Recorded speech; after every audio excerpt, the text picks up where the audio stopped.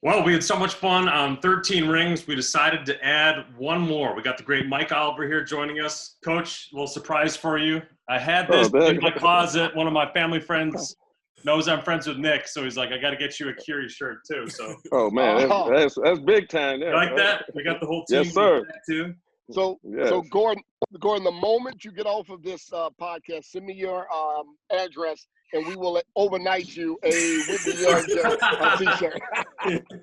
We'll add it to the collection here. We were joking that Coach Rob's got the most minimalist background. That's because he won 4 of the past 5 city championships, so he lets us, right, Coach? Right. So I got to upgrade though. Nick and Ty are really doing it. Ring on there, and Ty got all his fans in the back.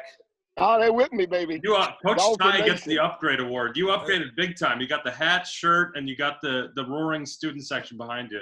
Yeah. Yeah, and it's good. Huh? I said the one thing the Bulls and Rob got in common. What's that, Rob? 6 rings. 6 rings. 6 rings. God. 6 oh rings. My God. 6 rings. 6 rings.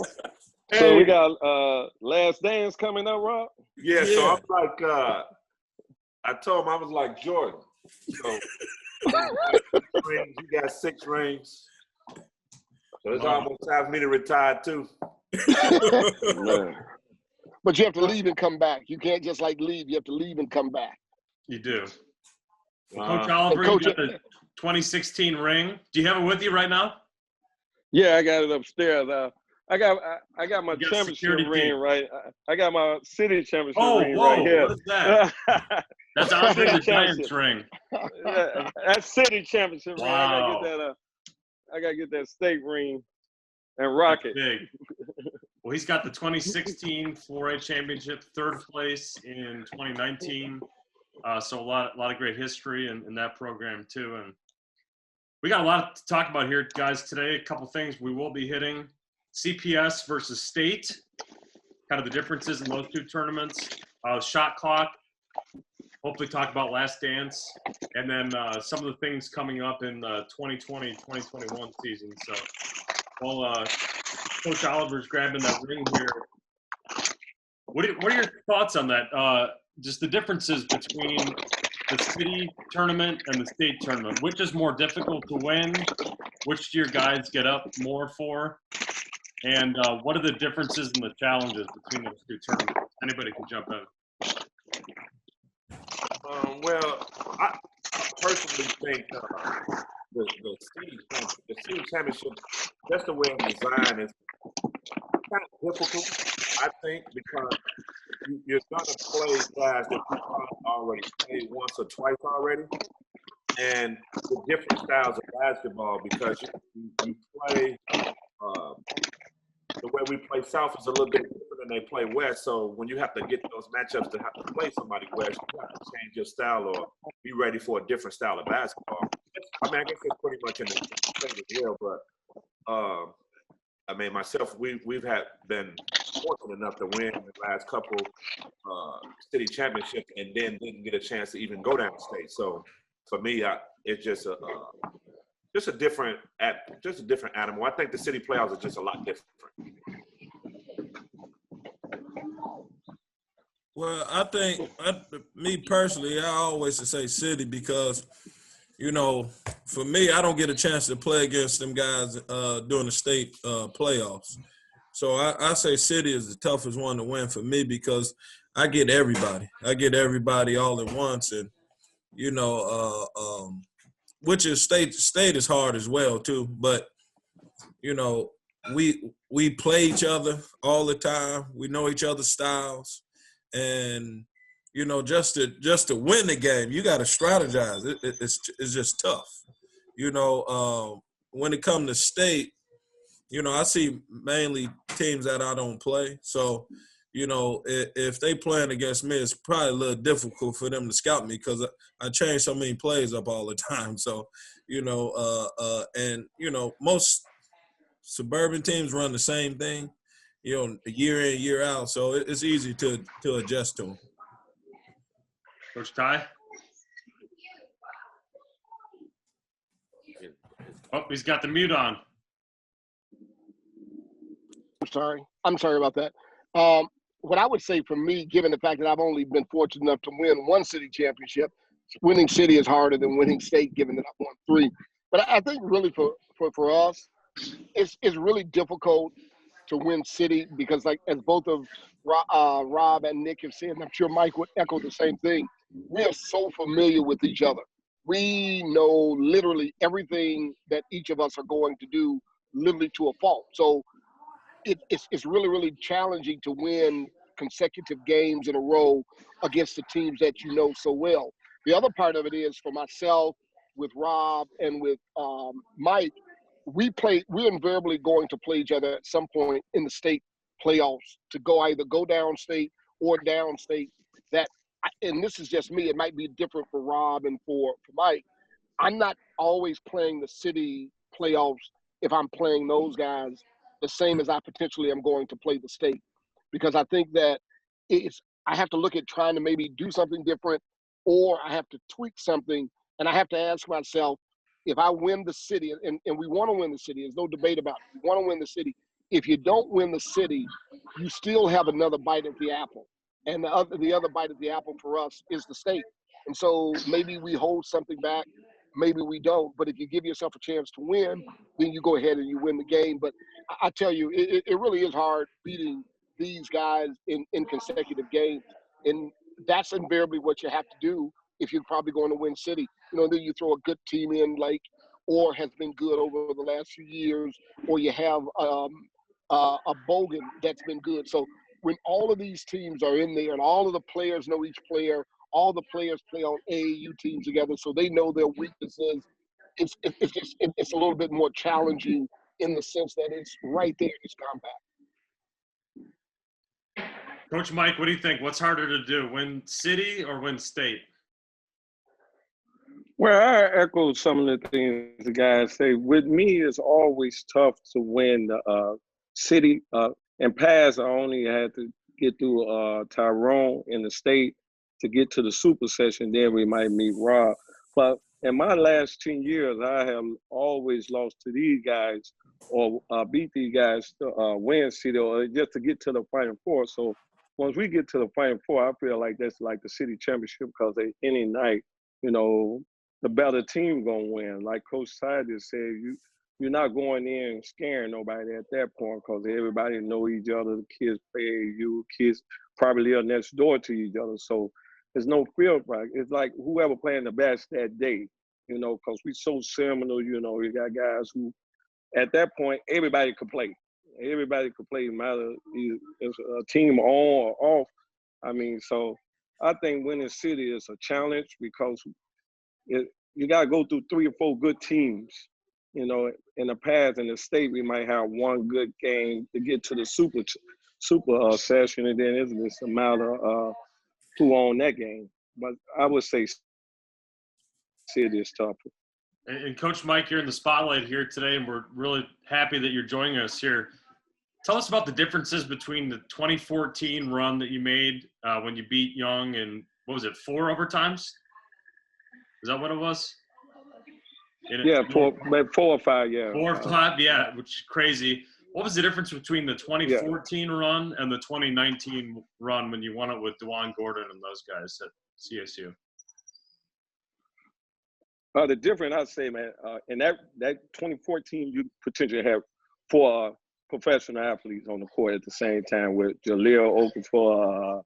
You had Paul White in that group.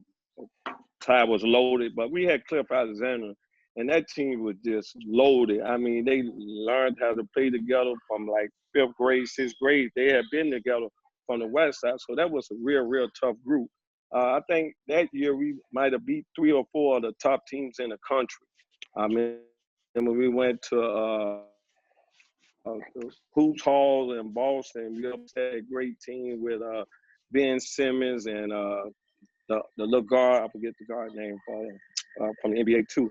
And that group just knew who was the star. But this 2019 group, and they surprised everybody. I didn't really know how good that 2019 group was. Them guys just could beat any given night. Them guys any one of them could beat you, because they were so balanced. DeJuan got all the credit, but I would say the glue was the little point guard we had was Ty Hammer, because he sacrificed a whole lot to make all them other guys better. That 2019 would be like a real special group, probably in Curie history. What was it like going up against Ben Simmons in high school? Do you remember thinking he was going to be special? Well, I knew he was. I knew he was special when we got in town and everybody was talking about him and I don't know why the little guard he played. Got drafted for the Lakers. He went to Ohio State. D'Angelo Russell. Yeah. D'Angelo Russell. They had the D'Angelo Russell and Ben Simmons. But everybody would talk about Ben because they would talk about he was the next Magic Johnson, 6'8", 6'9" point guard. But I have never seen a guy like Cliff Alexander. He just took their heart out down there. You know, he did some stuff that I didn't never believe would happen. You know, we taking 5 kids from the West Side. We going up against Bishop Gorman. And when Cliff walked out there, he's, you know, I hate to use the word. He said, man, these guys ain't what you think they is. Yeah, they just like us. We got a chance. So when he said that, the other 9 guys just believe it. And I think he had 13 rebounds and probably 7 block shots. I say, hey, let's just ride this bus right now. We got a chance to do something special. I think, you know, Ty then was down there with us that year, right, Ty? No, we didn't go that year. No, we didn't go that year. I don't think.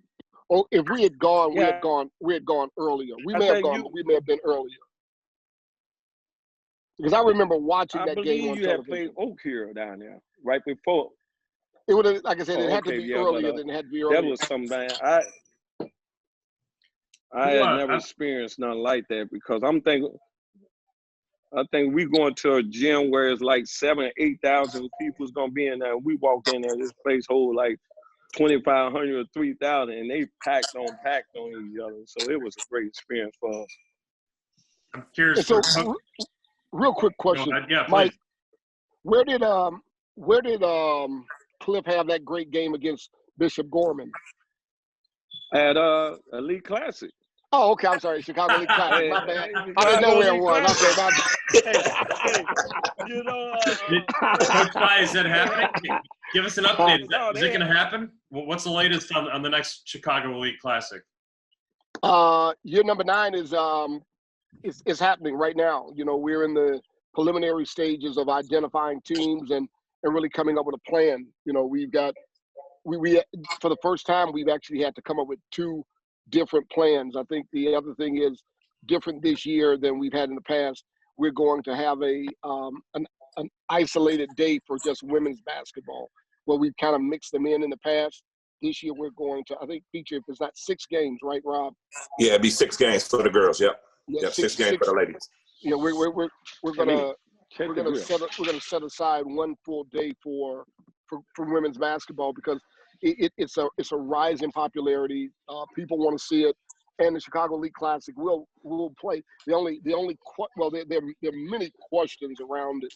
What will the school districts allow? What will states allow? Will all districts and all schools allow teams to travel? You know, because of the COVID-19, we don't know how that's going to shake out in the fall. So, with that being the case, we're in the process as we speak, really, of meeting virtually now once a week, kind of talking about the plans on what if and what if not. So, but we intend on having year number 9, and then next year number 10 is going to be really, really big, really, really big. One of the fun parts about that is that, you know, we talk about all these events happening out of state where the top teams come, and then, you know, you've brought them into our state, which is really awesome. So now we don't have to go to South Carolina or Georgia, you know, to play some of these top teams. I'm curious, everybody's got that one memory, like Coach Mike just said, that playing a unicorn like Ben Simmons. I'm curious for the other 3 coaches, who's a unicorn that you've had to game plan against? Somebody whose game doesn't remind you of anybody else that you had to totally shift your strategy for? That's a lot of them. Yeah. Well, we ended up playing Bishop Gorman as well, and they had the 3 7-footers. So that was a challenge. Wow. That was a challenge in itself. They had Zimmerman, What's the guy that played for Carlton Bragg? Was it No, the guy Carlton that Bragg? the guy that played at Giles. Gonzaga. He just got drafted. He played for Portland. Killian Tilly? No, not him. I can't think of his name. He was 7 foot, and then they had the Jeter kid that went to Duke. Jeter, yeah. They had Jeter, Jeter. Zimmerman, and I can't think of the other guy. Zach Collins. Zach Collins. Yeah, that's the year that Ed Morrow's our biggest player.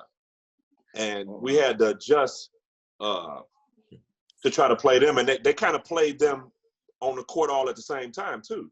Wow. So that was a big adjustment because Collins can play out on the perimeter and Jeter can play out on the perimeter. All three of them shot the 3-ball and all of that. So that was a big adjustment for us. But it was, we ended up beating them by like 35. We kind of like stunned the whole tournament, the whole gym, everybody. You know, you got a kid that's going to Zimmerman hadn't committed yet, but he was top 5 player in the country. And then you have Jeter, who's already committed to Duke. And then Collins is top 5 in the country in the junior class. You know, so just trying to figure out how we were going to do that. And what we did was we kind of sped the game up and made them have to play a little faster than they wanted to play. And Ty and Nick, it was a shot clock, so we had to shoot them. Ooh, that might be a segue into our next topic. So we couldn't hold it, so we had to shoot it up there. So we just had to make the shots that night. I think for me, you know, I always have difficult time with bigger players, but the Mobley brothers from out of California, we had a difficult time with them because I was small at the time. You know, we have the biggest guys, and you know, I just had a rough time with them. Nick, I can concur with that because I had them the year before last, and I told my big guys we're gonna have to do a lot of reverses on them. So we tried to reverse to one side, the other twin was on the other side, the other brother was on the other side blocking it. Right, unbelievable. It was tough, boy. Coach Ty, any memorable people that you had to change your game plan for every year, right? No, but I guess one of the most memorable teams that we ever played was Lone Peak. I mean, we played. Whew, my God, we play a group of guys out of Utah. We get to the gym, and man, I said, "Oh, this is gonna be nice." Everyone's talking in the hotels. And they like to run. Oh, great! I love it. I like it. We've got 5 white boys. They're gonna play my black team out of Chicago. They want to run. This is gonna be great. The difference was they didn't tell us. Now they said they like to run, but they didn't say they like to shoot from way back. And then they didn't tell me that they like to shoot, and they make them from way back. You know, it was. I tell people, and we got to know them very, very well because we are traveling to a lot of the same places. I got to know the coaches, and so for me, I like to run, and I actually tried to tell my team we have to slow it down. We can't keep running. We can't keep running with these guys because the more possessions we give them, the more those 3-point shots they're going to make. And they did. We wound up losing to them in overtime, and I felt so embarrassed. It's kind of funny. I felt so embarrassed that I had to say I lost to a team out of Utah. I told Rob, I said, "Hey, Rob, can we bring them to Chicago for the Classic next year? Because I want everybody to see how I lost to all those white guys in Utah." And it was funny. And at the end of the year, they went on to win like the national championship. They had some national championship. And the coach, he had called me. He said, "Tyrone, Good Morning America's doing a segment on us." And they wanted to know if there was a coach that he knew that would be able to speak on. I said, "Absolutely. I want to tell the world what happened to me." And so as I told him, I said, "Coach, you guys are fan thieves. You guys are fan thieves. No matter what gym they went in, everybody was rooting against them at the beginning, but by the end of the game, everybody in the gym was rooting for them. In Chicago, they played Proviso East, a Chicago team. Hell, everybody from Maywood was rooting for them." I said, "This is crazy."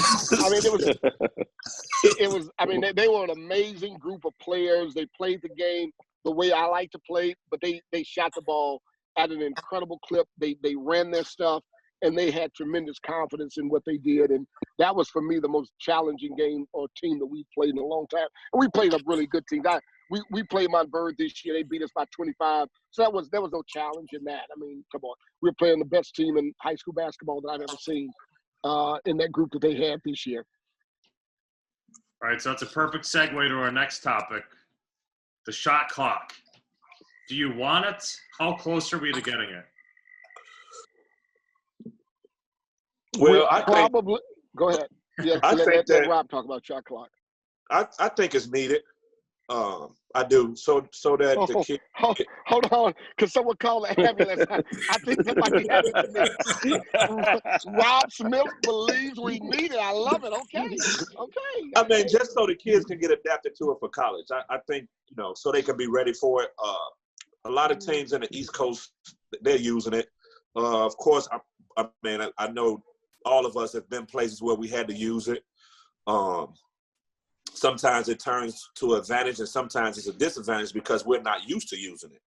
I know for us this year, we pretty much had the mat to beat, but we didn't understand the shot clock as a coaching staff and as players because we didn't have to know how to adjust to it and make the right calls and plays down the stretch to get us some baskets or something that we was going to really need at that time of the game. But they understood the shot clock, so it made it a little bit better for them. So I think it's something that we need. How close are we to getting it? That I don't know. That comes with money.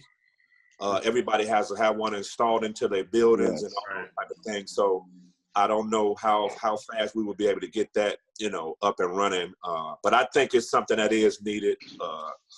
It could take away my passing game, but I understand I have to adjust. We'll just stall it for 30 seconds and then we'll go.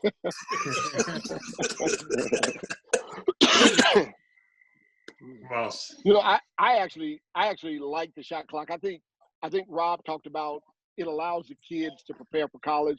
One of the things that the NCAA and all of the national federations have said as well, every kid isn't going to play in college. And okay, fine. Let's accept that every kid is not going to play in college. But I also believe it makes for a better coach game. I think as a coach, you have to have different strategies when you know that you only have X amount of time per possession. You can use that to have multiple possessions within a certain period of time, or you can use it to have one possession. It allows you to play multiple defenses in one possession because of a shot clock. But I think more than anything else, I think it allows the game to be played in a manner that the average fan wants to see the game played. Most fans don't want to come to a game, unfortunately, and I'm not talking about anyone, but it's teams have to play the way they have to play. Nobody wants to see a game 27-30.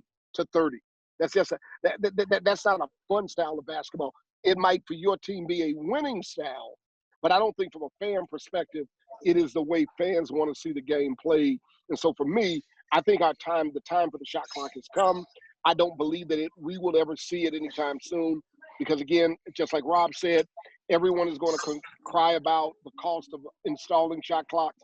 Mm-hmm. You look at it, if you charge an additional $2 a student or a participant to come to a game over the course of a year, you would make the money to actually install shot clocks. Okay, I think we have to get away from the excuses behind why we cannot innovate the game.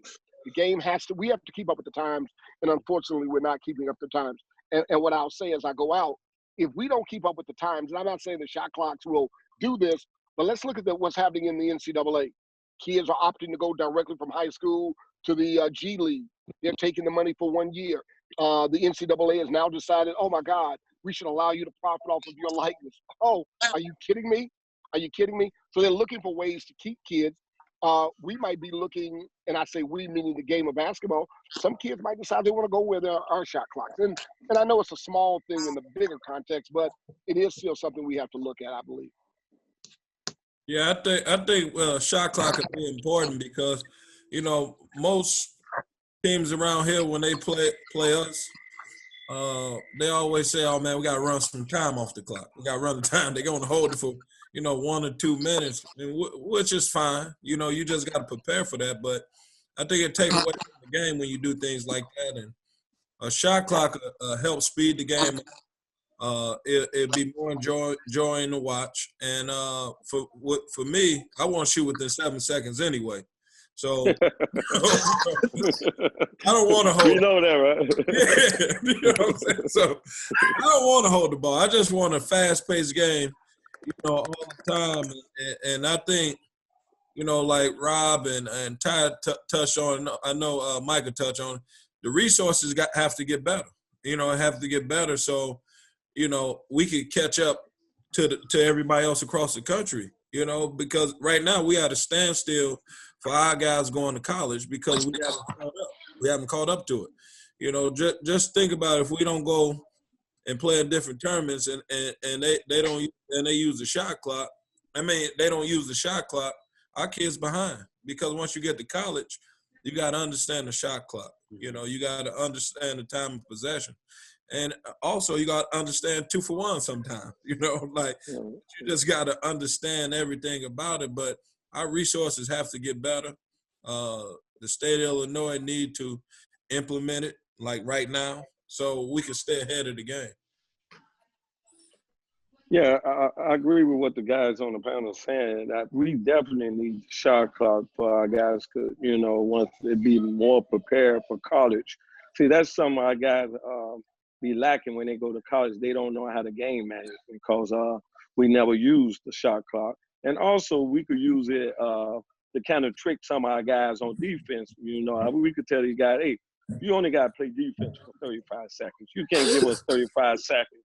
Because guys don't want to play defense. Guys just want to rush to get on offense.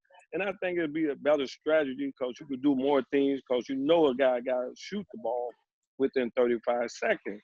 So I think it would be beneficial for the whole game of basketball in the state of Illinois. But like the guy said, it's hard to get some guys to run the regular clock, and do the right thing. So it's going to be kind of tough right now in the next 4 or 5 years. In the suburbs, it probably come to the suburbs quicker than the city because they have like volunteers to do the clock and stuff. But like at our games, man, I can't even get somebody to concentrate on the regular clock. That's long to know the stop and start the shot clock. So it would really, really help the game. But I don't see it coming to Illinois no time soon. Yeah, because I didn't play a team. I ain't gonna call them out though, but I ain't played a school because we beat them 37-35 or something like that. It was scores crazy, and he called me for a game. Like, man, I want to play. I said, no, I'm good. No, I don't want to play. I don't want to play you. You hold the ball for 3 minutes. No, I'm straight. Damn. Well, I gotta do that. Then you gonna call me and say you don't want to play? Hey, the crazy thing about that though, man, I said, man, Rob want to play in the 40s, and I played you. I said, man, they didn't trick me. Rob don't want to play in no 40s, not 70s, man. Hey, with them horses Rob got now, he probably want to play in the 80s and 90s. Everybody got to get some shots. Somebody got to get tired over there. It's like a factory now.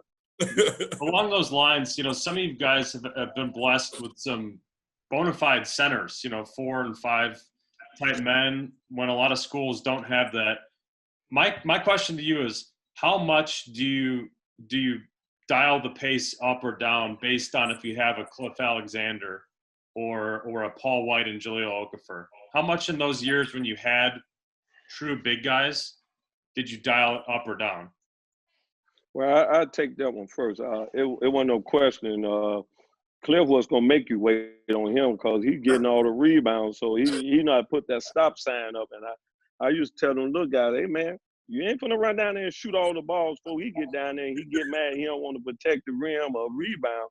We're going to slow it up and we're going to pass it in there 3 times and let him decide if he going to throw it out. But we have some guys who could really shoot it on our team when Cliff played. So he didn't have a problem because he was like a deer. He had been a rebound the ball on this end and outran everybody on the other end. So He was going to get his touches because that's what he did.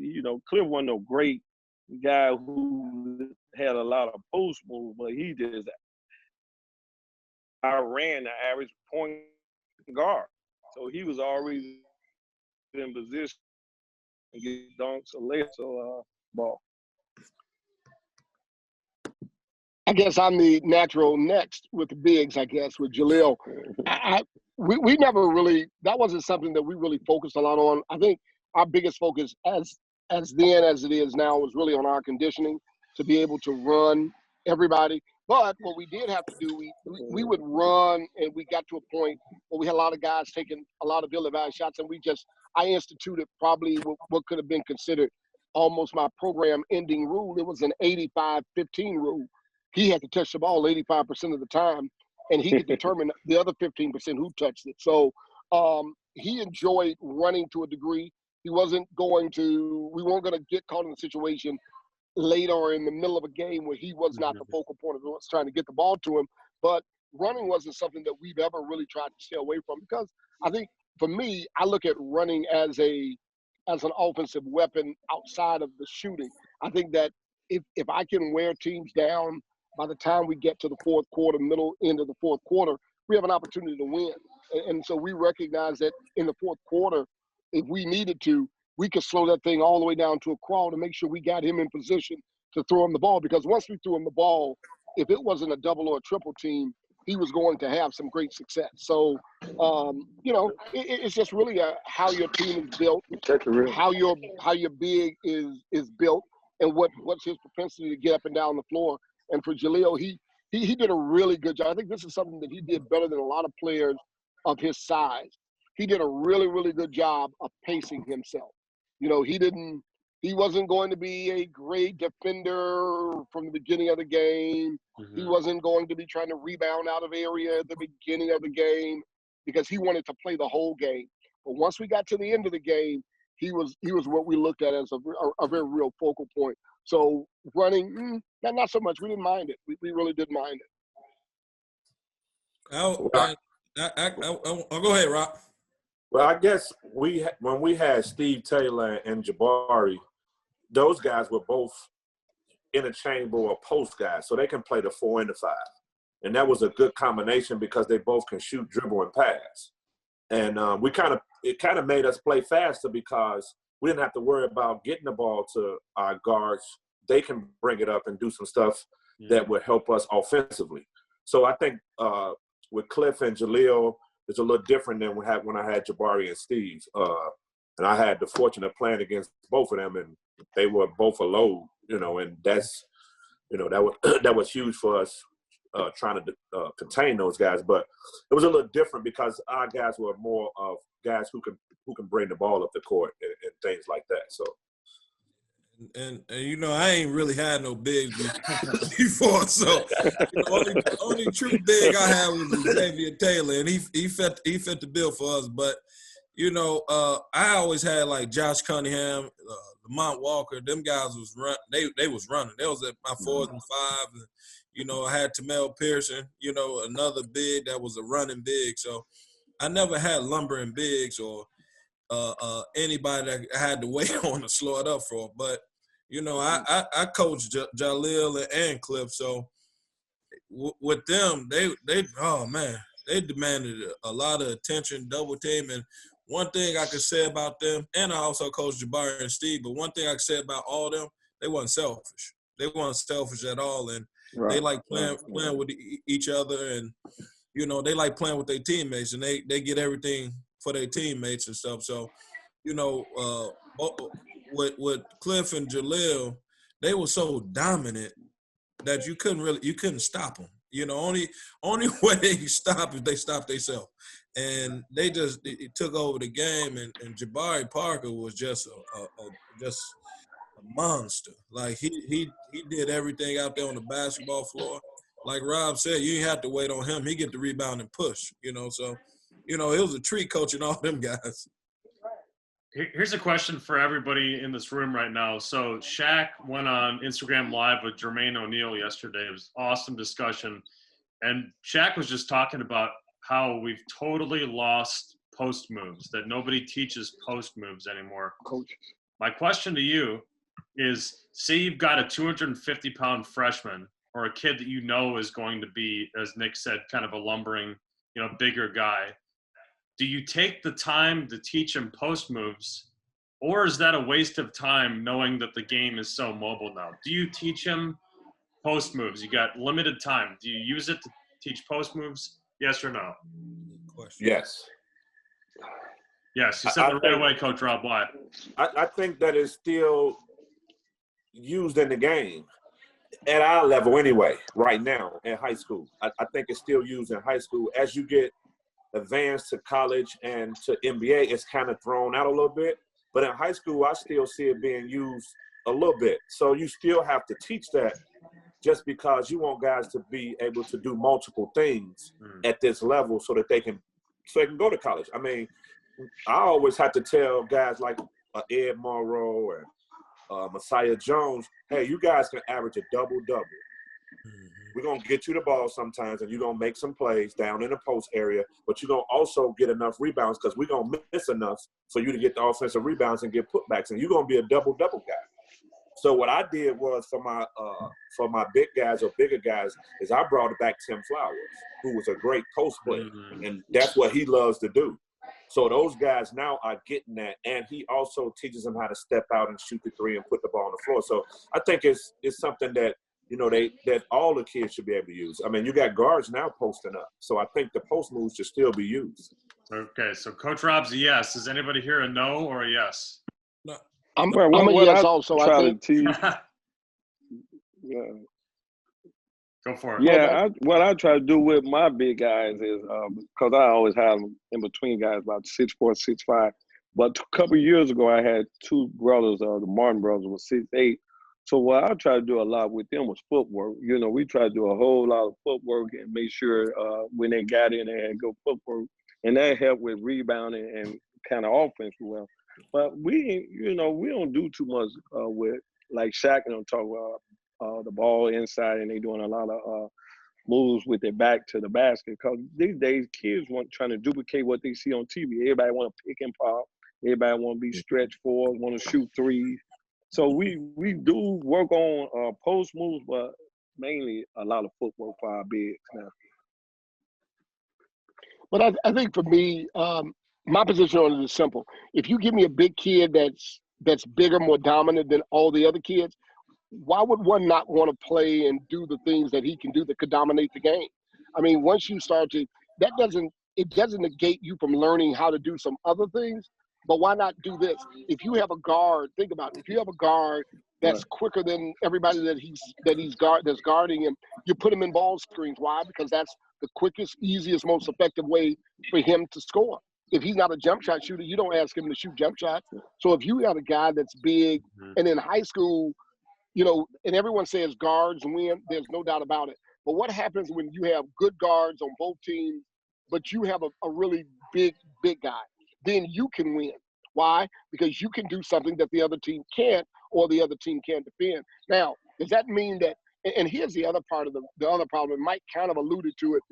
Most of these kids, they don't want to play with their backs to the basket because they just don't see it. To me, I still believe sending a big to the post, one-on-one with moves, drop step, up and under, that is highly, highly effective. You look this year at what Duke did with Vernon, another big kid in the post that could phenomenally score the ball. He can still go to the pros because, you know what, he comes with good tools and you can create all that other stuff that you want. I'm just not one of those people that believes that we should abandon the post game simply because we say we abandon the post game. I think so. What do we do with 7-footers that are 320 pounds? What do you do with them now? What do you do with them? They just can't play the game anymore. This is basketball, and people say, well, they don't throw the ball to the post. Well, yeah, we don't throw the ball to the post because, like Nick said, he doesn't really have anybody to throw the ball to the post to. But if you got someone to throw the ball to the post, that's what you do. Right. If you got guards, I look at guard, and I say that, okay, if they've got a smaller guard sticking my bigger guard, I want to post up my big guard against their small guard.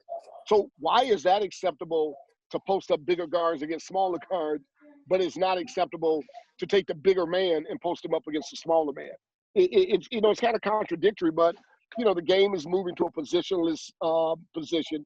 Nobody has a position. Everybody just plays. Well, you know what? Here's my position. You big as I don't know what. Take your big I don't know what into that post and score that basketball.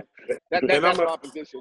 Nick, before you go in, and we kind of use that, what you're saying now, Todd, for our playoff run. When we kind of matched up, and only time unfortunately, it didn't work was against you guys. Because we took our smaller guard, our bigger guard, and played him in the post more against your smaller guard. But that's actually a good example, because we watched you play Morgan Park. And we saw Adam just kind of say, I'm going to stay out here and I'm going to keep doing what I do. Well, that's where you have to evolve. And I'm not saying that's not against Nick or him, but in the game, things happened. He was in foul trouble. But so why do we not take our bigger players and let them play in the post? That's where you're more dominant. Right. But see, that was my thing. I was in my strategy, and I guess you did a good job of it, and the other guys did too. But I'm just going off what Mike said too about the kids. When they decided to go to the post, it wasn't something that they was used to doing all the time. Mm-hmm. So they figured, man, I have to stay out here because I'm used to being out on the perimeter all the time. And my logic was like, hey, if they gonna post up and make baskets in the paint, Ramin and Adam, I'm cool with that because they ain't making these threes that they normally make. Right. So if they're going to post them up and get some baskets in the post area, we fine with that. We just don't want them making threes after threes after threes or stuff like that. So I think they kind of got frustrated themselves because they like, man, they put me in the post, and I really don't want to be on the post. I really want to be out here shooting shots. Yeah. So it kind of went away from what they normally do. So I think that was our logic. But when we played you guys, it seemed more like DJ was ready to go to the post. Yeah, because we had 3 weeks to practice it since you all knocked us out. You all knocked us out early. Nick knocked me out, so I had more time to practice. Yeah, more time to work on it. I had more time to work on it. We had everything else to do. But DJ did some incredible stuff on that run against Raw. I think he had one of the best, minute 30 in high school basketball. He went like 4 for 4 on Mike. I think he got 16. Wait, so we can't use DJ as an example. Rob, Mike is the first time. Let the man talk. Go ahead, Mike. Don't scare him away. All I'm saying, DJ's not a great example because, DJ hit some threes too, so he didn't just dominate. Yeah, but okay, if you go back, he hit the threes when he wasn't being defended by the smaller guard. Right. Yeah. Because then he was playing in his normal atmosphere. Mm-hmm. When he had the smaller guard, we tried to screen him away and get it. We tried to post him up. I mean, and this is one of the things that's actually good about this. I don't think this is what we started with, but we get a chance to talk about what the strategies were against each other when we played them, and that was what our strategy was in that game, because I looked at when you played him and I looked at when Nick played him, and I thought that was one of the things that we had to try to do, because if we don't, we're going to take our best offensive player and we're going to render him pretty much useless, and we couldn't do that. So I think it just kind of it's one of those things. I mean, because I played Nick maybe in the playoffs, and we wanted to try to keep Marcus out of the paint. That was completely ineffective. We couldn't do that. And we thought, and then when we couldn't keep him out of the paint, then we couldn't stop Brandon Weston from showing up and getting some things. And then he had Izzy made three mid-range jump shots. So even though you have a strategy, it's got to go right for it to be good. It's got to go right for it to be good. That night, it just happened to go right for us. But if we had a post player, we would have had him in the post that game. We just didn't have one. We didn't have one. Nick, how do you utilize the post with your program? Yeah. I'm sorry? I was just saying, Nick, how have you utilized the post with your program, with your personnel? Well, the game changed. A lot of people see what Kevin Durant do at 7 feet tall. All the bigs 6'8" or higher think they're supposed to do that as well. Exactly. Yep. The thing what I try to do, I try to create mismatches. Like for this year, Brandon Weston had a mismatch every game. And if you had a big on him, he'd go outside. But one thing about Brandon Weston, he loved posting up. So it wasn't really hard for me to sell a post-up play to him, because that's what he really wanted to do.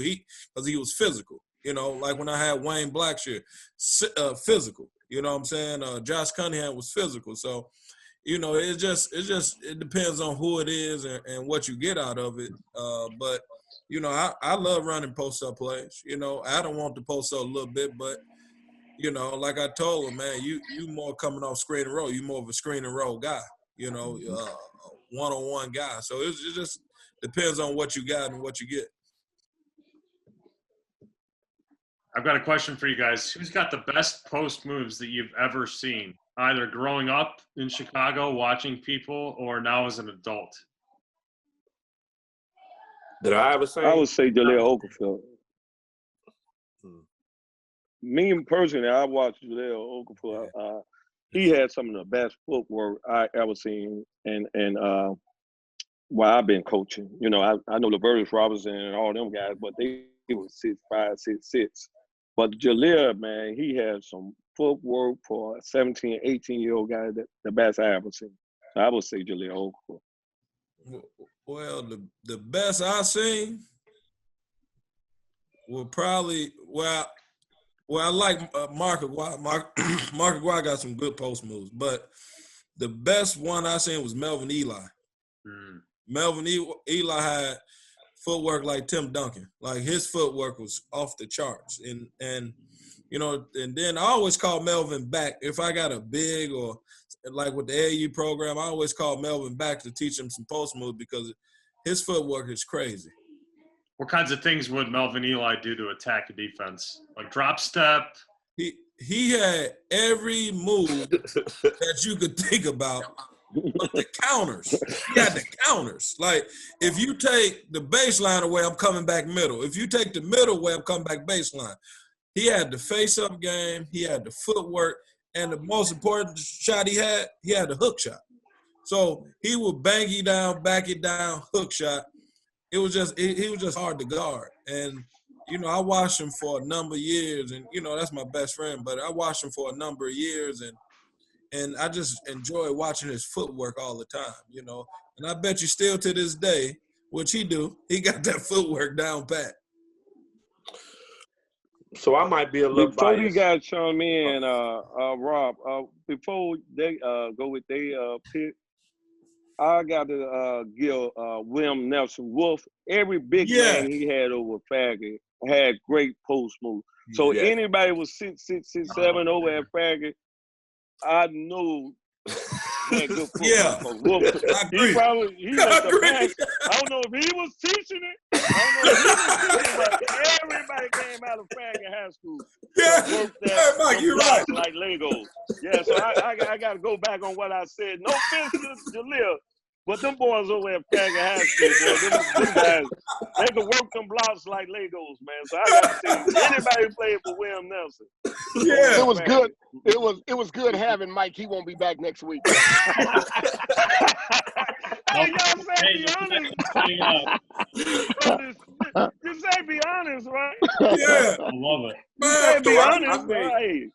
I might be a little biased. Yeah, let's hear. Oh, here it comes. But Deion Thomas probably had the best footwork. He had everything. Yeah. And I tell people he was Tim Duncan before Tim Duncan. Yeah, he had some post moves. Yeah. Because he was very basic with everything he did.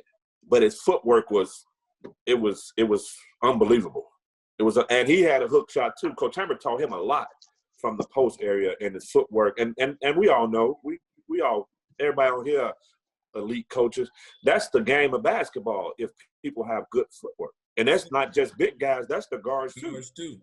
Everybody the screen fit. Yeah. We understand that, but Deion Thomas he's huge when it comes to that. That and his footwork and his playing the post was impressive. Yeah, that's true. But hey, Mike, but Wolf, you Shit. I don't know what he do over there. But this dude's over there be rough and tough too. Hey, right. Hey, rough and tough, and he 5'6", so I know he went down there. I mean, even I saw, Mike Dunigan got way better from soft. Yeah, Curry's game, Mark Dunigan, Michael Wright, all that whole group. It seemed like they just kept coming. Yeah. Coach Ty, how about going way back? Who's growing up?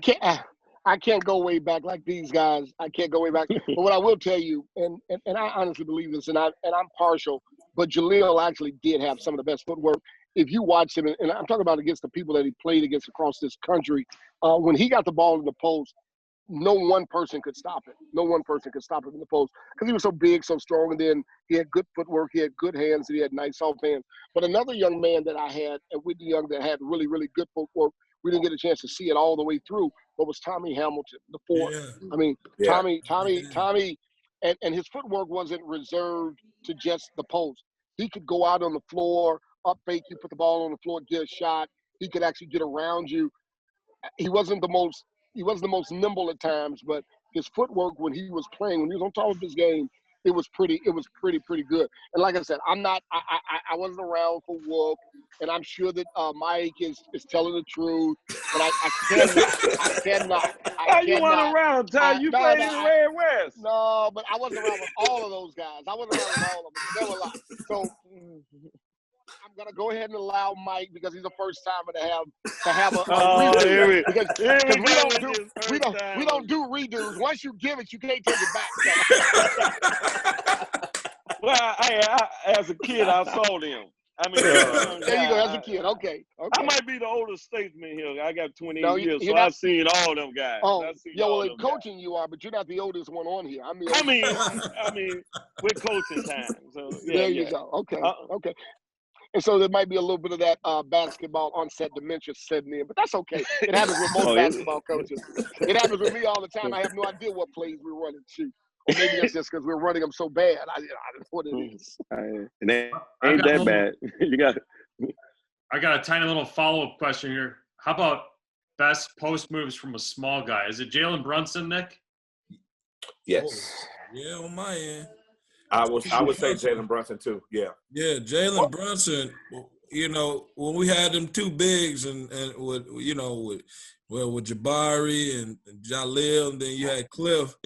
Besides posting them guys up, he was next in line. He definitely was next in line because he was so patient. He was so patient with it, and he'd back you down. And he had a nice hook shot. He had a face-up game with it. Jalen Brunson, that's a good choice. So, are you, Gordon? Is this like pick on Tyrone day to day? I mean, what is this? No. I mean, give it because he scored 56 points against us. Now you want to do that. I see how this is going. Hey, replaced by Mike. I think it's about the Bulls nostalgia. Like the Rick Brunson memories. That's what it was. I think Yeah, he had some really good footwork that night. I can tell you that. I don't know about all the other nights, but I can tell you that night he had some really good footwork. Yeah, he was as smart a player as there was. He wasn't really fast, but he could get anywhere he wanted on the floor. And when he got there, he was able to capitalize on it. And so much of that had to do with, like you say, his intellect of the game. He had a very high basketball IQ. Yeah. And then he was tremendously fundamentally sound. And okay, so I'll give it to him. Forget it. The closer. Yeah, okay. That was the closer, baby. You got another one of the best strong guards in city history, Tim Young. Right? Oh, no. Did he go to Gordon Tech? Where did he go? Gordon Tech. He should have went to Curie, but he went to Gordon Tech, yeah. Did he really? All his buddies came to Curie, and then he went to Gordon Tech at the last. He was enrolled at Curie. I heard I had my friend Rodney Walker in Decatur said that Tim Hardaway was the strongest guard he ever played against. That could be true. That could be true. It could be because he was a bull. He was an animal, boy. He was a bull. Tim Hardaway had posted a 7 foot up. Yeah, Tim he Hardaway was too. Yes. He need to have his own. He need to have his own segment, man, because Tim Hardaway was a bad boy. Do you think that Chicago appreciates him as much as it should? No. Why is that? I don't think so. Because he didn't play here, after high school. Why do you think he's not celebrated like some of the other guards? I don't know why, but I don't think we give him enough credit for what he's done for the city of Chicago and his basketball career, period. I don't think so. He is truly a legend in this town. And when you hear of guards, it's funny you say that, and now I'm thinking a little bit, his name never comes up. Mm-hmm. His name never comes up when they talk about the elite guards from Chicago. I don't know why, but his name never comes up in those conversations. And I think that it should come up a lot. I mean, he is definitely a legend from this town, definitely. You know, me and Snake were just talking about that yesterday, Rob. The guys like Tim Hardaway and Herschel Hawkins. Mm-hmm. Yeah.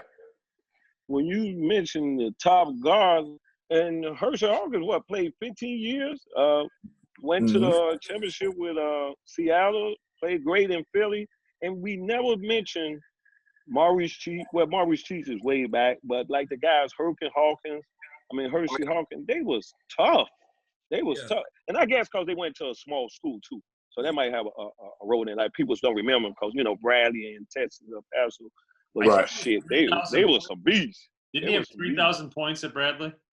Yeah. and the guy who was passing it to him was a beast, too, from Chicago Crane, and Manuel. Yeah, and Manuel, if he wouldn't have tore his knee up going into his Manuel led the country in scoring and assists his senior year. He was a bad boy. Yeah, he was a bad boy. So I think we need to give Tim Hardaway more credit. You know, which I gave him a lot of credit because I went to Carver. You know, he was the guy I looked up to playing at Carver, and you know the position he played. And one thing about Tim, he always gave back to the city of Chicago. You know, even when he made it to the NBA, he was always playing in the Pro-Am. He'd go outside playing pickup games, and just me personally, he helped me. He helped me when I was in high school, and you know, he taught me a lot. Him and my brother Byron, they both taught me a lot, and you know, I used to watch them and ride with them, and they used to go out and just play everywhere. It wasn't a park they didn't go to. You know, man, I remember watching Mike Oliver play. So, you know, watching all them play.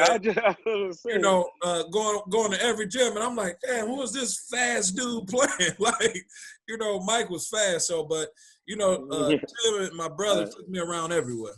You know, the rest of my brothers, but Tim is a legend in Chicago. People need to understand who Tim Hardaway is. You know, Tim Hardaway was an NBA All-Star. You know, he was an all-around great person. You know, great person. And he's still giving back to this day. Yeah, but how many rings does he have? True. Just kidding. I mean coaching. I meant coaching, not NBA rings. I meant how many state championships?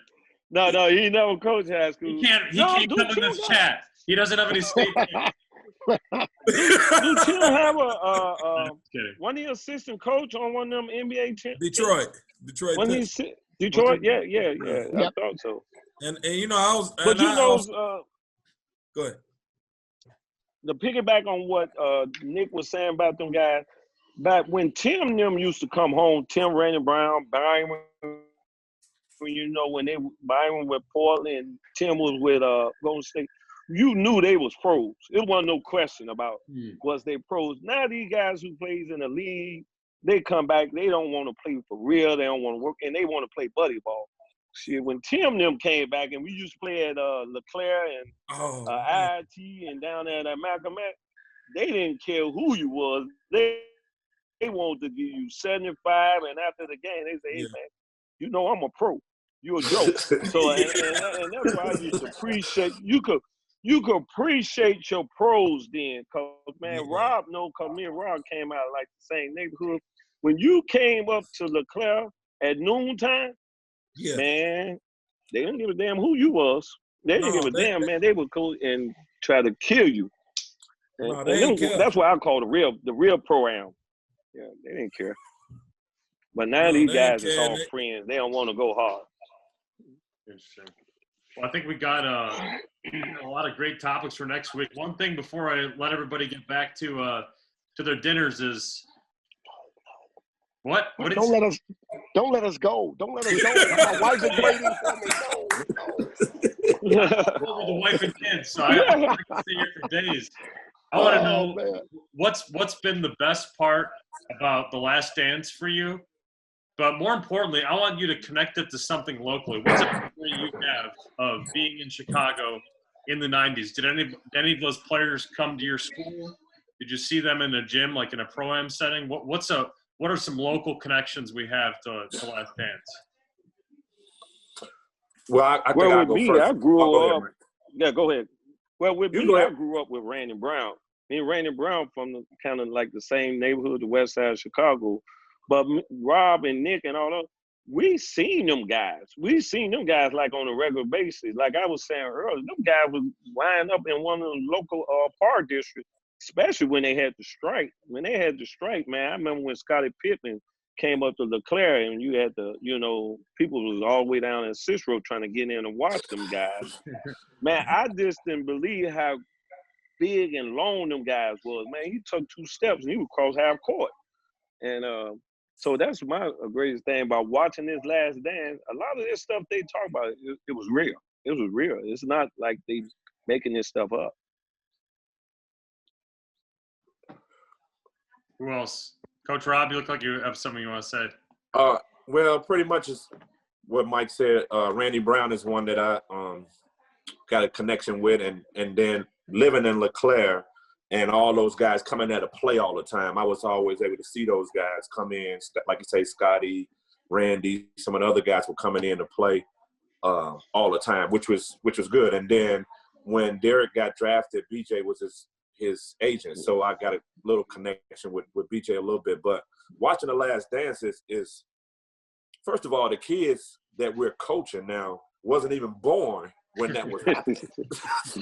That's one thing. So just getting them to understand that this is the game, and then to watch and see how physical that those guys played. They were physical. They were playing physical. So just to watch that and then watch how the game is played and officiated now, it's like some of them guys that's playing now probably couldn't even play back then in the way that they're playing right now and how physical that they're playing back then. So it's just been an eye-opening thing. And, I mean, I hope that the younger players are watching and just seeing what's going on and understanding, how great the Bulls team was. Because when I look at that team, I don't really see that they had a great lineup besides Michael Scott. They had a lot of pieces that fit their role. And that's one good thing I want kids to understand is those guys fit. Dennis Rodman just rebound the basketball. That's my role. That's what I'm going to do. Luke Longley, I rebound the basketball. I get in the post, I score. Randy Brown's on that team, I just guard. They want me to guard the best player, I got them. Just figuring out their roles and understanding their roles brought them championships. It wasn't about everybody scoring. What's one thing that, before the other guys jump in, what's one thing that set Randy Brown apart? Because I think I'm taller than him. Toughness. Tough. And he Defense and tough. His role. He's tough, and he guarded, 94 feet. And that's what they needed him to do. That's what they were looking for. And it got him on the floor. Guys need to understand that. Those things get you on the floor. Nick does me and Ty talk about this all the time when we know that we have to get ready to play them, and Mike could probably contest to this too. He always have 2 or 3 guys that know, hey, I'm not going to even attempt to shoot the ball. I'm just guarding whoever he tell me to guard. I don't care what's going on, what's happening. I'm guarding this man. If they happen to throw me the ball, I'm throwing it right back to them. And I'm waiting to go on defense so I can guard the man I'm supposed to guard. And that's great that he has some kids that understand that role. That's my role. That's what I'm supposed to do. That's what coach want me to do, and that's what I'm going to do. Right. It's kind of hard to get kids to understand that. People fail to realize that Randy was one of the only guys at New Mexico State that beat the UNLV running Rebels. When they had Larry Johnson, he was on that team with Mike Newell and Reggie Jordan, and Randy just guarded people. Yeah, man, that guy would make you spend 18 times just running up the court. Because I tried to bring the ball, I tried to bring it up against them guys, man, and I was like, yeah, I see why they're in the NBA, and I'm, in the GBA. But them guys, they just were like Nick just said, man. Them guys would take your heart out by then. They did not play around with you, man. They just did their job and was, happy to have a job to do that. Nick how have you guys been doing? Yeah. What have you I was around, I seen a lot of basketball, Randy Brown, MJ, Scottie, I talked to them guys a lot of times. So, but you know, the thing what impressed me about MJ had the love for the game clause. And MJ played at a park we grew up at, Fernwood Park, and, you know, he pulled over and got out and played with everybody. You know, he went outside and played. And what year was this? That was, man, probably in the 80, like 89, 90, somewhere in that area. Wow, this is young MJ. Yeah, young. Yeah, So He pulled up. How did he know to go to that park? see, he just with MJ, he's a little different. He'll just pull over and play. He don't care where he play at. You know, he just loved the game, and he was out there playing, and he was playing like he was playing guys in the NBA. He didn't care who you was, and that's one thing. He was chasing chasing Juanita out that way, so he was chasing his first wife. She's from that area, right? Yeah, and, you know, I'm cool with his nephews and stuff. So, you know, he ride past the park or whatever. It was great, and he played basketball, you know, at a high level. And then watching Randy Brown play, you know, at LeClaire courts, watching them play in the Pro-Am, and, you know, that's the connection when you're watching The Last Dance. You actually know them guys, and, you know, being around MJ, hanging out with him a little bit, and, you know, just to get to know him and playing pickup against him. Yeah, for the record, we did beat him, but the next 10 days we played, it wasn't happening.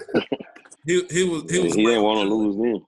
Yeah, but, you know, just being around him and talking to him, and you know, I seen Scottie on the road this year doing AAU, and, you know, talk to him, you know, during the EYBL when his son was playing, and, you know, it's just a treat to watch them guys, you know, play back then and how they interact with people now. So, you know, The Last Dance is something that, you know, everybody probably could relate to, especially the kids. And like Rob and Mike touched on, pretty sure Ty will too. They knew they roles.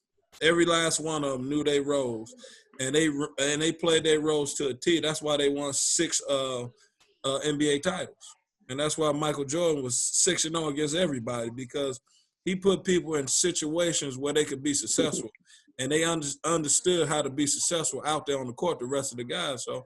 I mean, it's a treat to watch and a blessing, so these other guys now can really see who Michael Jordan was.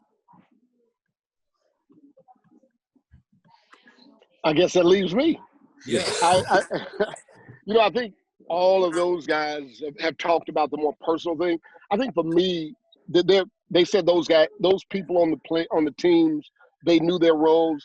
2 things happened that helped them know their roles. 1, Phil Jackson. 2, they knew that Michael Jordan wasn't going to accept anything less than you do in your role. And for me, I try to tell some of my guys, that right there is so fundamental to great teams, is when you have a great leader who actually leads, not by the words that he says, but by the deeds that he does. And everybody is accountable. Everybody, up to and including the general manager. Everybody's accountable. Why? Because I'm the leader of the team. I'm willing to lay it all on the line, and I'm not going to accept anybody else doing anything less than laying it all on the line. You know, you look at, and I think most of us as coaches, we communicate with what we consider our leaders on our team. You know, Dennis Rodman needs a vacation. Phil goes to MJ, explains what's going on. Everybody's on board. What does it take to help him to help us win? Because ultimately, that's what the end game is winning. I think the other thing, and I had an opportunity, because when Michael had gotten out of the game, they would come down to Whitney Young some nights about in the early 2000s to play. And he would tell us that, well, no players could be in the gym. We couldn't have any students in the gym. And initially I kind of said, that's kind of BS. That's the guys want to come in there and watch you. But once those games started, I came to quickly realize why nobody else could be in the gym.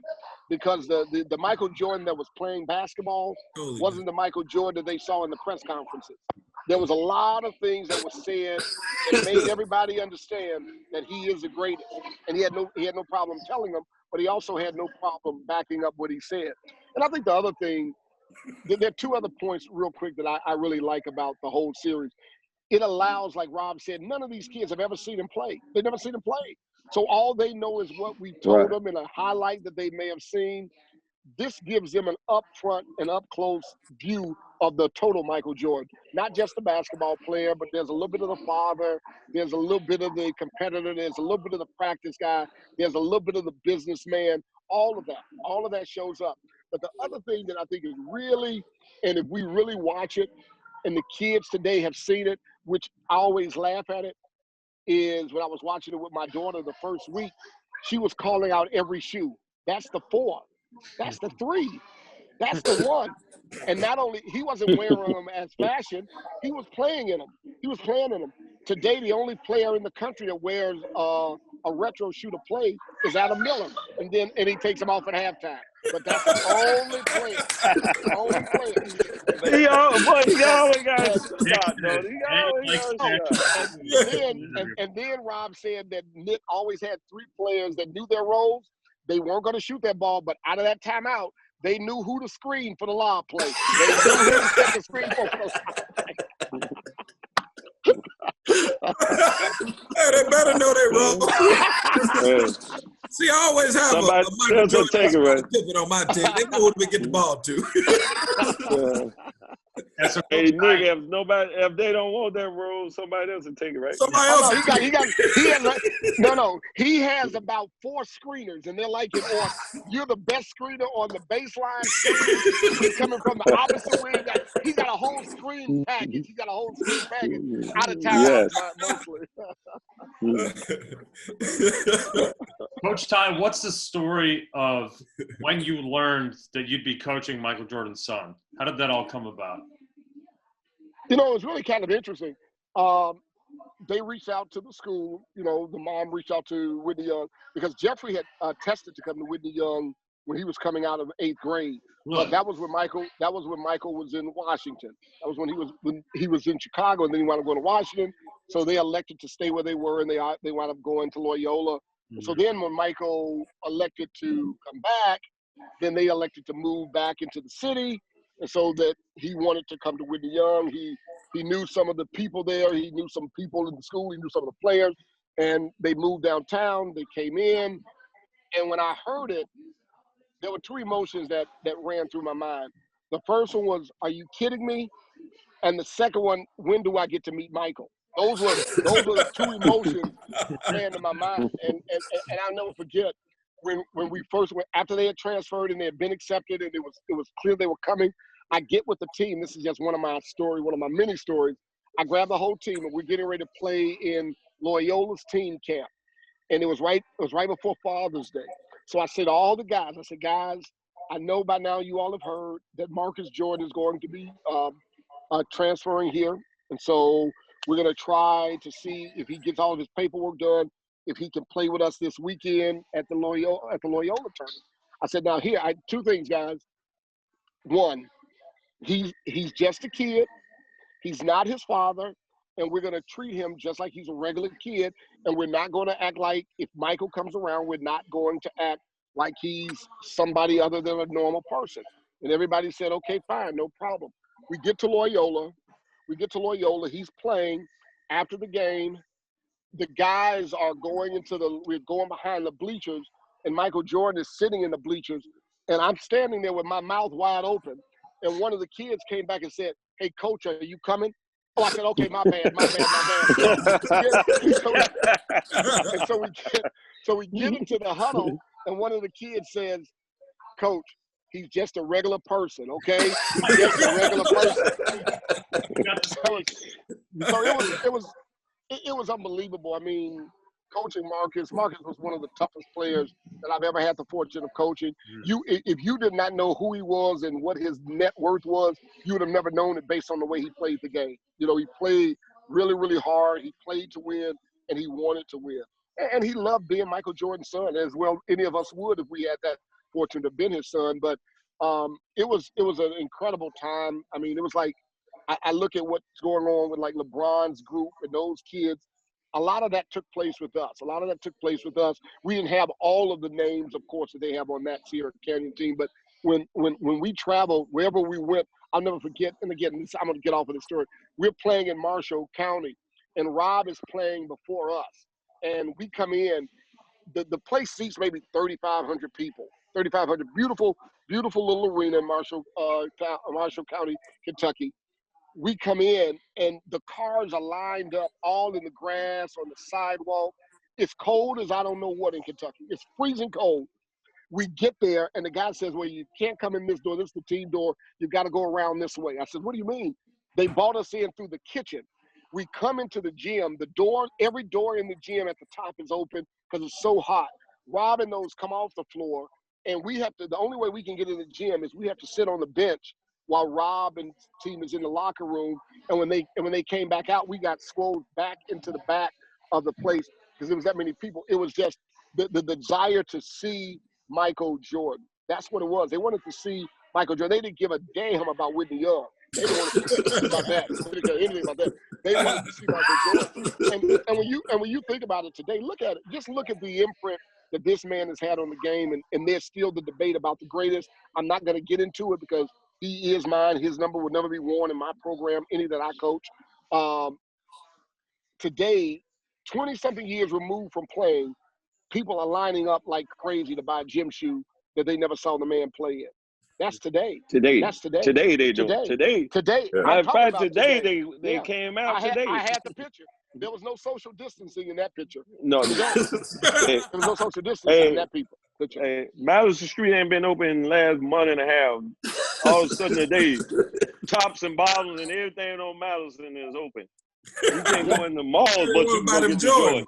You can go get the Jordan. Yeah. So. Well, they probably sent the baton, Nick. They probably got theirs. No, Nick. Again, so we're not going to go back with that foolishness again about Nick and his shoe game. So we're not going to do that because he knows that he's not in my level. So we're not going to do that anymore. I got the hottest shoe game, Todd. Hot, boy. So, private business is private business. I'm not going to ask you guys to disclose anything you don't want to, but I love this topic of being misunderstood. What's one misunderstood thing about MJ? It sounds like Nick and Ty, you probably interacted with him personally the most. What's one thing that you think is misunderstood about MJ? Well, I'll tell you from my standpoint, and again, but I think this is probably a misunderstanding about a lot of people like MJ, is his philanthropic piece, or what he does. And again, I don't know all of it, so I can't speak to all of it. All I know is what they were when they were at Whitney Young. And I know what they are since they've been away from Whitney Young. And I know the things that they've talked about in casual, not, like I said, nothing in depth, because again, I don't know in depth. But I tell people all the time, whether or not someone likes Mike, Nick, or Rob, I don't know. I deal with them based on how they do me and how they treat me. If they treat me fair and they do good by me, then I have good to say about them. And they were good to our program, to our school then and now. I think that's something that might be a little misunderstood. And I think a lot of those guys may not be interested in telling all the things that they do, even though there are a lot of things that they do. Now, there's some guys that do almost nothing, and, they're those too. And, at the end of the day, I think that's one of the things that might be a little misunderstood about MJ from my perspective, based on what I know of it. Yeah, I think he misunderstood on a number of levels. He a good dude off the court. I talked to him and hung out with him, played pickup with him. He misunderstood about giving back to the community, giving back to just anything in general, and he does that. He ain't the type of guy that's on broadcast what he do. He gives back by bringing his shoes out that kids line up and adults line up to go buy. He do a number of things, and he just all around good person. That I know. I know he a good person. He ain't no bad dude by no means, and very to himself. He to himself a lot, and that's fine. A lot of people don't get that. A lot of people think he supposed to be out here doing this and that. No, he ain't got to do none of that.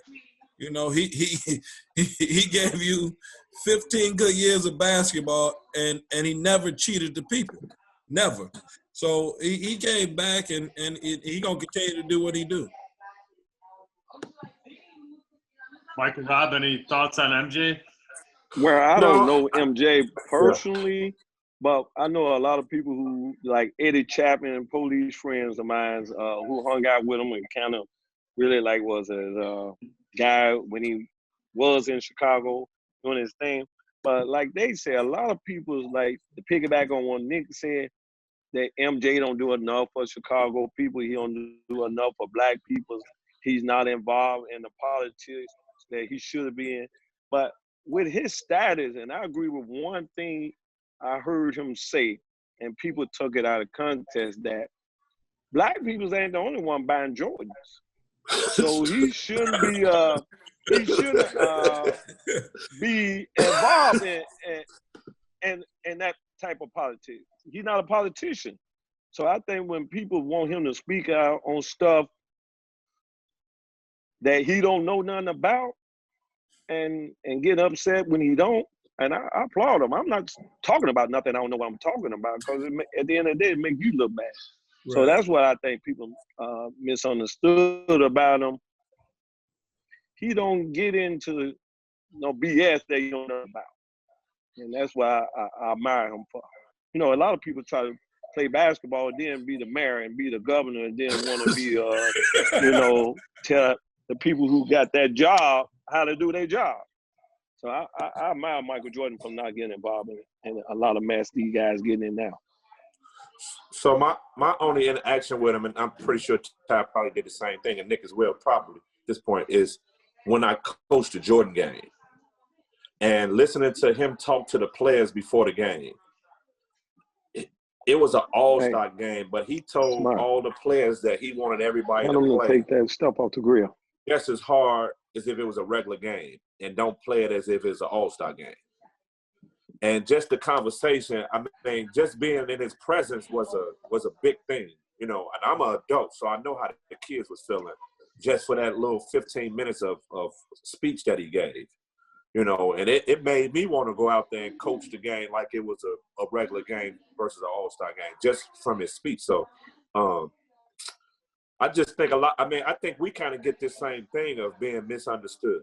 Yeah. You know, when you a statue of that, how he is, and of course we're not on that level, but for what we do, and the way that we carry ourselves, and the way that we, you know, have our own lane, and we deal with the people that we deal with, and we don't step out of that, you know, that lane. I think people misunderstand us as being arrogant, or we think we better than people and all that. That's not it. We just have a lane that we stay in, and we kind of stay to that lane, you know. And just like last week, to add Mike onto this thing is huge for Chicago, to be able to see all of us on a call and doing things and talking about different topics that we would, you know, normally don't get a chance to do, because we all have our different lanes. Me and Ty talk more because we got a, you know, classic together, but it's just the fact that we just get misunderstood as well. You know what I'm saying? It's just not that. And we competitors, you know,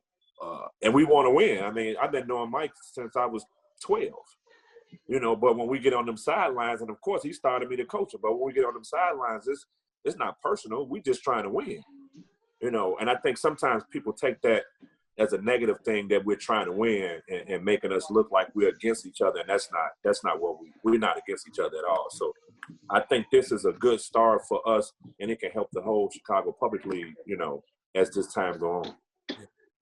Oh, I definitely agree. So, Coach Mike, they make us enemies when we ain't enemies.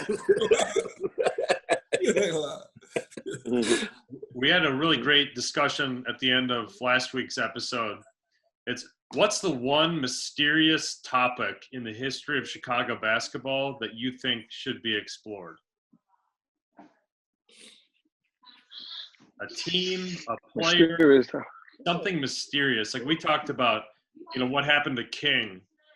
What's the real story about what happened to King, or a certain player who sort of fell off, you know, the map, going and revisiting his story. What's one big question that you would want the answer to? I will, me personally, I try to touch base with some of these guys early on it.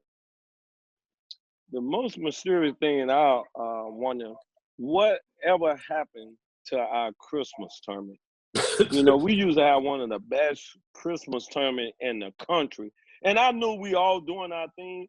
And it was mentioned in a couple conversations that the reason why we don't have the Christmas tournament like we used to, the people's, and I'm not ashamed to say it, the people who are in charge don't take care of us. They don't take care of the people who is the main performers. So that's what I want to know. And whatever happened, because you can't say it wasn't generating money, because it was the best show on in town at that time. You know, so that's what my mysterious thing is. What happened to the people taking care of the guys who doing all the work in Chicago? Because Rob them know Hambrick and Cox and Bedford and all them. They made sure they got taken care of. Now we putting these same kids in the limelight, and I don't think we appreciate it enough. People think we is arrogant, and now I'm starting to do the things them guys been doing for the last 7 or 8 years, is traveling out of state with my team. But the people was out of state treat us better than the guys in state. And that's the problem I'm having is why we can't be taken care of, and we know it's money made to be made there because we all do our own little tournaments and we know how successful it is. And that's all. That's my mystery question. Awesome. Well, looking forward to exploring that. One thing I also want to ask next episode too is, who do you think is a player you saw who you think would have been mentioned in the Derrick Rose type echelon? Isaiah Thomas, Tim Hardaway of Chicago Legends. Who would have been there if it weren't for an injury or something else tragic? And obviously there's the Benji Wilson, that's the famous one, but who's somebody that maybe we've forgotten about that you think had a shot to be up there, but something happened along the way? So be thinking about that for next time, okay, guys? Okay. And anybody else? Coach Ty, you have anything to say? Well, the only thing I have to say as we leave, again, it's always my pleasure to be with greatness. I mean, and I am surrounded by greatness here today. And the last thing I'll say before we leave, to Mike and to Rob in particular, if you guys don't have a background next week, you can't come on. Okay, we just can't come on without a background. I mean, we cannot have you guys if you don't have a background. I mean, we can't keep letting you guys come on without a background. I'm working. Me and my daughter are gonna be working on mine, so don't worry. Hey, I'm a one-time champ, so I ain't got all. No, you can get a background. No, even a small time guys can get. We can get background. Get your background. Here, I'll mail you my shirt. I got that. I got that. Got so that? I got that. All you have to do, Mike, is so ask Little Mike will help you with your background. Don't worry about it. He'll get you together. He'll get you together. That's what I do with the stuff I don't know. I just ask kids. I ask the kids. I'm just the adult. I just pay bills. I don't know about backgrounds. I just ask kids. That's amazing. Well, guys, I appreciate all of your time. Tom will definitely get a background.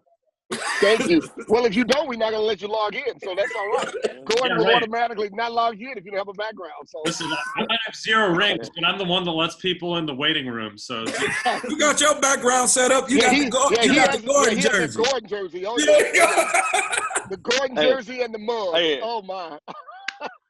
I appreciate being invited back, so I'm definitely gonna have I'm like, Ty, you gonna invite me back?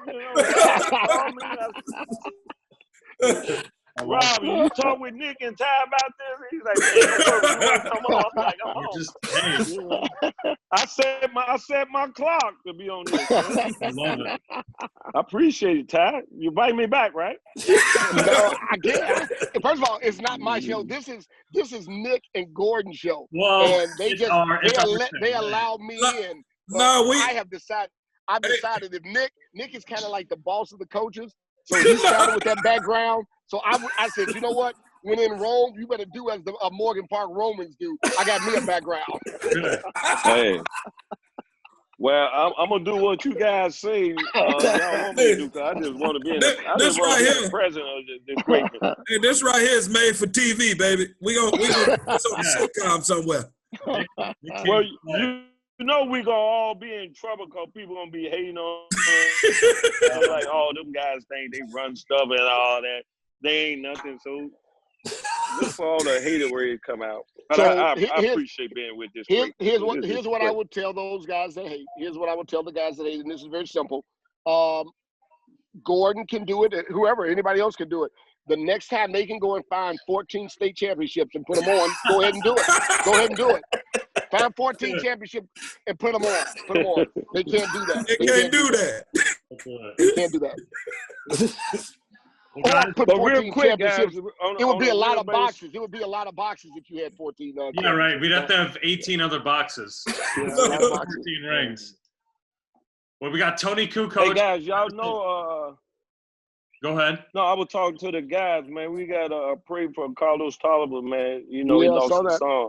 Yeah, so we, you know, if you haven't not there. So if you haven't, not him, but his son. Right, that's what I'm talking about. His son. Not Junior. Yeah, his older son, not the junior. Yeah, not the junior. Older son, but still kind of reach out to him and give him a condolence because he's a good up and coming young brother. And he probably need that support right by now. Yeah. Coach, can you explain a little bit more about that for folks listening who don't know the situation?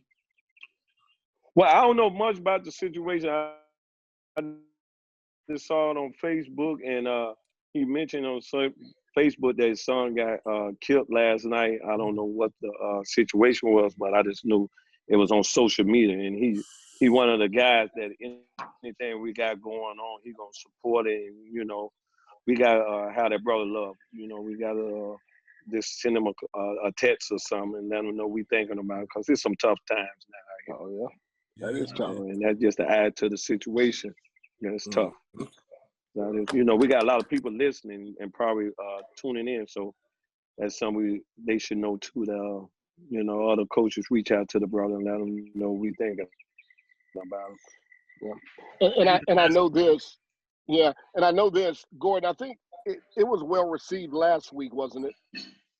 I got some great feedback. Yeah, we had people that I had no idea would be interested in this. People and stuff saying that they might. I was like, oh, great. Yeah. And now that we've added Mike, the numbers are going to exponentially go up. So it's off the chain now. It's going to exponentially go up. But yeah, so I definitely would do that. And I think we all should just reach out to him. Excellent. Well, hey, you know, Nick and I talked about this first time we ever met.